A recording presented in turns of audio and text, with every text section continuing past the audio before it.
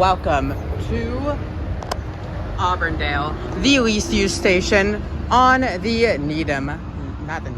on the Worcester line. I quite literally just got back from university and I haven't even gotten home yet because I just need to film this video. I'm too busy later today and to film this video in time for it to come out. Yes, you are reading that date correct, of the date filmed, as I originally filmed this long before. I originally filmed this, I believe, back in August. However, it got not corrupted, but it didn't save fully to my Photos album before I deleted it from my phone or my Google Drive. So that's why we are back here at Auburndale refilming it today, and it looks like it has become very slightly different since the last time I was here. I'm going to go tie my shoe that I almost tripped over on the way out of the train, and after that we are going to talk about some statistics and walk around. Okay, so just to say, for most of this video I will be staying inside this hut as we are being guarded right now from the Interstate 90 highway, so it'll be very hard for you guys to hear me unless I was like right up to a phone like this when I'm outside of this hut. So it just makes it a lot easier if I stay in there and not out here. But anyways, as for statistics, Auburndale Station was first built in the 1850s. It has been rebuilt twice, once in the 1880s and then once again in the 1960s. The station has 2 tracks, but only 1 platform. However, some trains do board on that platform. Specifically, most inbound trains, I do believe, because when I was last here, the inbound train boarded right there.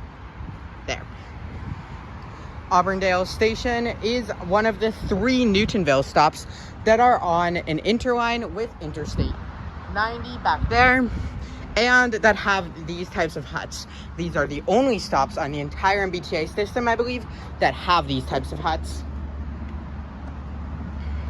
These 3 stops are also often skipped during rush hour and many midday services. So I had to come at a weird time to actually be able to even film this video. Last time I filmed it, I actually took the Green Line all the way out to Riverside and then walked here from there, as it is only a 16-minute walk away, and it's a very nice walk as well. And in fact, both of these stations are technically connected by rail, although it's an unused rail link that I don't believe has been used in years. More statistics though, there are 35 parking spots for the station up there. However, you have to walk on the road bridge to get on over down to here. And finally, ridership is what you are all wanting me to talk about, considering that this is the least used station on the entirety of the very, very densely used Worcester line. And as for that, in the fiscal year of 2018, I believe it was counted in April, but anyways, in fiscal year 2018, Auburndale Station received just 248 average boardings per weekday, Monday through Friday. That puts it right here on the chart of least used stations. So it's pretty alright. I mean, it has a higher average ridership than a lot of other least used stations, and that is because the Worcester line is so dense. But through this video, I'm first going to explore the station, and then we are going to explain 3 reasons why I think this is the least used station on the Worcester line. And then finally, at the end of the video, I'm going to talk about my next series, since these videos are made as in-betweens between channel series. So let's go. And as you can see, we are indeed right on the right-hand side of Interstate 90. Here we can go up to the first entrance, which is right here. This is the entrance I actually entered on during my last time I filmed this video, and I'm very nervous leaving my laptop and my bags alone, so I'm gonna make this as quick as I possibly can. But as you can see, the entrance is just a steel staircase that goes off of the road. This way leads to the rest of Newton. This way leads to the Auburndale neighborhood of Newton, but it's still in Newton regardless. And as you can see, there's really not that much to be seen here, though you can get a cool view, if I remember correctly, from the top of the road thing. So I'm gonna do that now, and I'm gonna quickly run back to make sure my shit didn't get stolen. I mean, It probably shouldn't be, since I'm in a relatively affluent area where no one has any reason to steal, and I'm also at the least used station, but I just want to make sure. And here we are on top of it. This is the Auburndale thing, and here is the tracks. So let's go back down to that hut that we were just at, as we do not have much time here at all. This is scary. When I was run walking down here, the cages shake. And I know there's nothing wrong with the structure, but it still is, like, I know that nothing's wrong, but it is a bit weird. Here's where the platform ends. And as you can see, this station is not accessible, as it has no high-level platform. I'm unaware if there's a wheelchair lift here.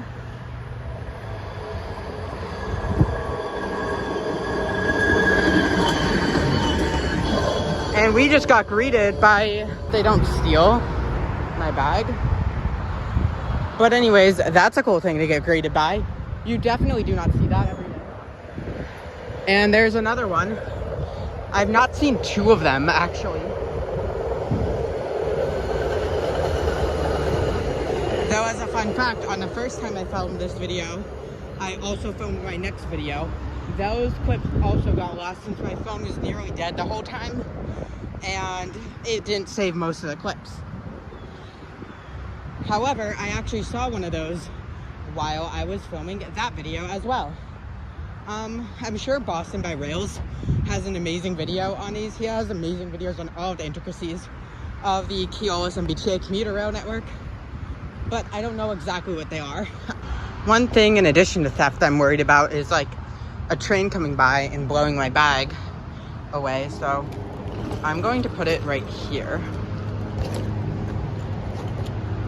But now let's explore the hut that we were walking around in. There are some advertisements, one for the University of New Hampshire right there, which actually has its own station on the Downeaster.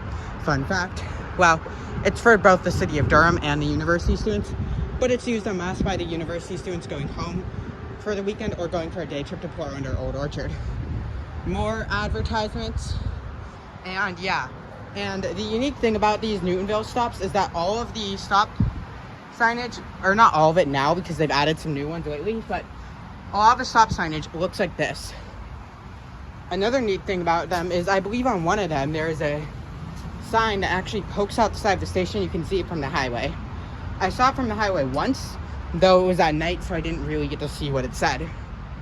Though you can obviously see the huts for the stations right here. So there is that. There doesn't seem to be any schedule or map at the station, but there is these signs.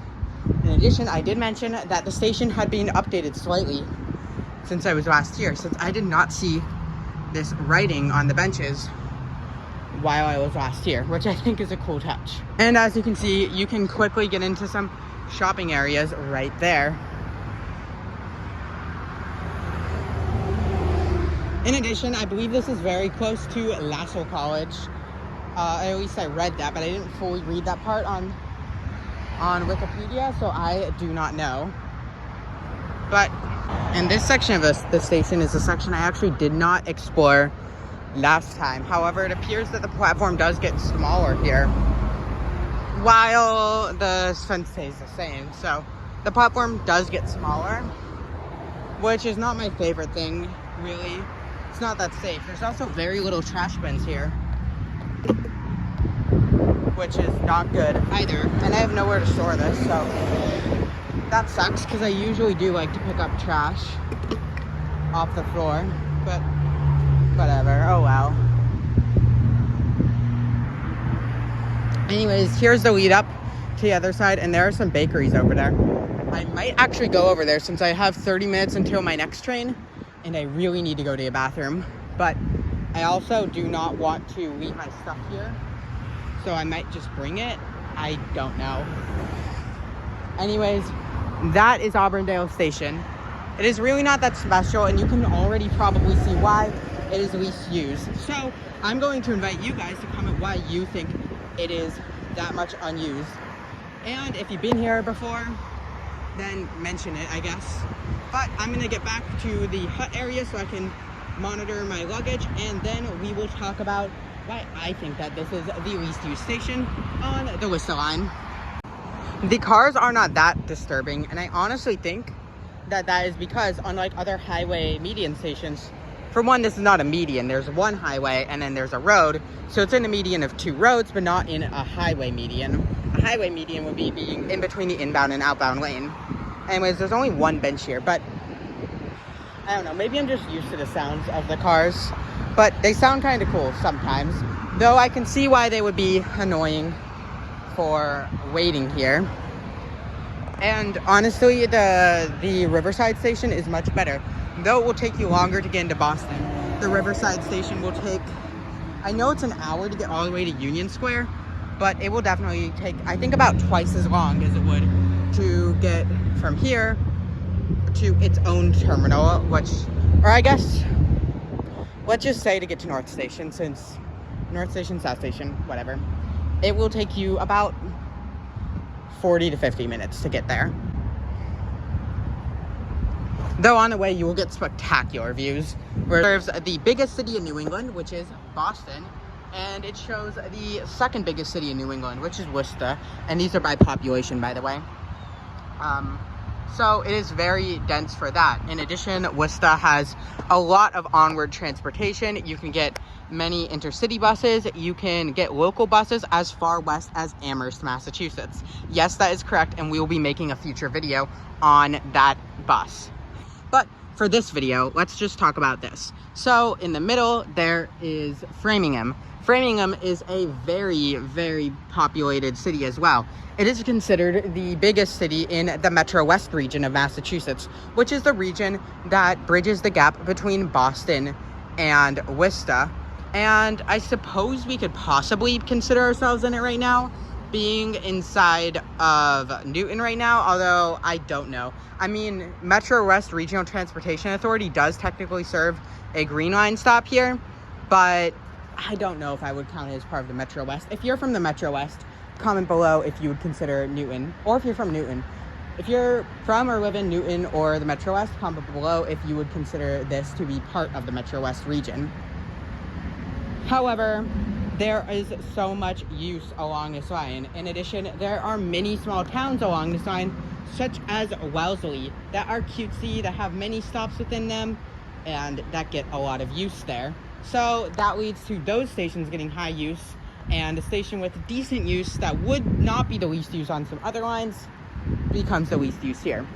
Second up is that there are many stations in the city of Newton, specifically on the Green Line, but also on this commuter rail line right here. There are 3 stations on this commuter rail line in Newton, as well as many Green Line stops in Newton or near Newton. And so because of that, those get ended up to be used more, especially because of the fact that Green Line has much higher frequencies, and you can get a more exact location that you can get off once you are in the city of Boston if you are on the Green Line, since it makes more stops down there. Now, of course, that doesn't mean that there is no reason to use this station. I mean, this station does serve the Auburndale neighborhood, and if the Green Line is down and you live near Riverside, you can walk here and use this instead. However, generally, the Green Line has more use for the residents of Newton. My final reason is that it's just not that appealing of a station. We are in the intermedius of a, well, we're not in the intermedius as I explained earlier, but we are right outside of a highway. And there's also not that much appeal in that neighborhood. I mean, it looks cute, there's a few shops, but there's far more to do at other parts of Newton, such as Newton Center.